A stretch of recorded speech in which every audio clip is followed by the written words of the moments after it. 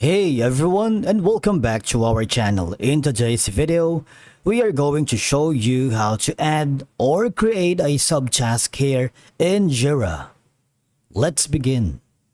Now, the first thing that I wanted to do is to log in using your credentials.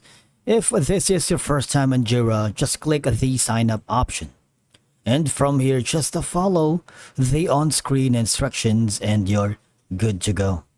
Creating and managing subtasks here in Jira is a great way to break down larger tasks or issues into smaller and manageable pieces because, for one, subtasks allows team to distribute among members and track progress at a more granular level.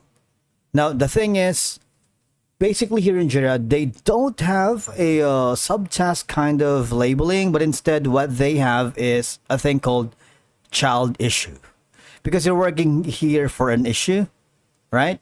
So it's gonna be a child issue if you get the drift. All I have to do is click this button right here, okay?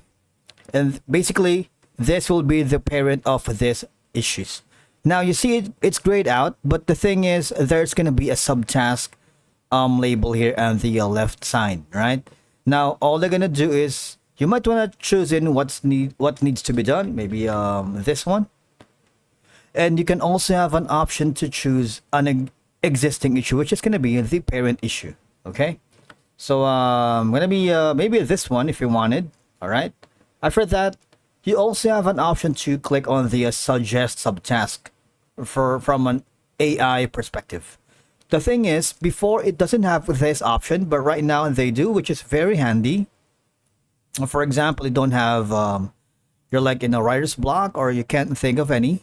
All right, so this AI can help you in the overwhelming things and breaking them into smaller, more manageable information makes it easier to understand the steps involved and ensure nothing is overlooked, because each subtask can be given a specific, clear objective and making it easier for team members to know exactly what needs to be done.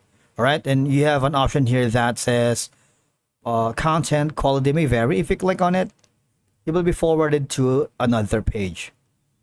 All right, so let's switch back. Although the AI suggestions is helpful, the thing is, it takes a little bit of time. So I barely use it. It just in cases of, episodes that I wanted to get more information without thinking too much. All right, just for assistance, really. And that's it for today's video. Thank you so much for watching. We will see you again in the next one.